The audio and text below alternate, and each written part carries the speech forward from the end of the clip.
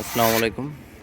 আপনাদেরকে জানাবো AC indoor এবং আউটডোর কিভাবে কাজ করে এবং লাইন কানেকশন কিভাবে থাকে।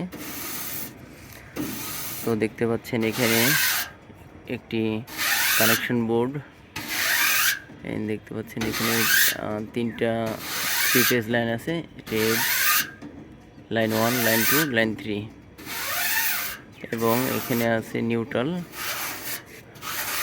এবং গ্রাউন্ডিং।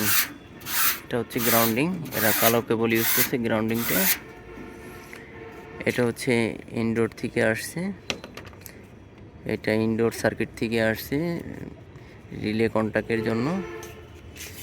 যখন ইনডোর থেকে 3 মিনিট 3.5 মিনিট পরে রিলে কন্ট্যাক্টে এই ফেজ দিয়ে পাওয়ার আসবে।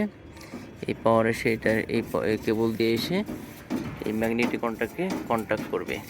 যখন ম্যাগনেটিক কন্ট্যাক্ট ধরে ফেলবে তখনই কম্প্রেসরটা স্টার্ট হবে।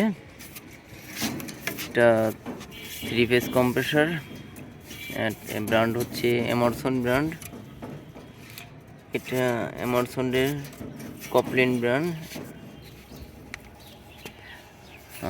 এটা মূলত 410 গ্যাসের কম্প্রেসর।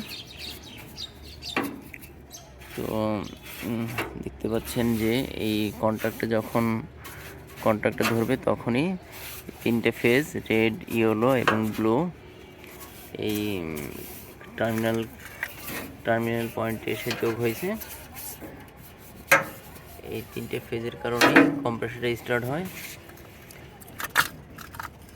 3 ফেজ কম্প্রেসর এবং 3 টনি কম্প্রেসর কোনো নিউট্রাল ছাড়াই স্টার্ট হয়। এটা 3টে ফেজের মাধ্যমে চলে। এটাতে নিউট্রাল প্রয়োজন হয় না, নিউট্রাল শুধু প্রয়োজন হয় আউটডোরে যে ফ্যানটা চলে এটার কারণে নিউট্রাল প্রয়োজন হয়, এবং ওই ম্যাগনেটিক কন্ট্যাক্ট যেটা রিলে কানেকশন থাকে এটার জন্যই নিউট্রাল দরকার হয়। আর এখানে দেখতে পাচ্ছেন গ্যাস চার্জিং বাল্ব। এটা হচ্ছে 410 লেখা আছে, 410 গ্যাস।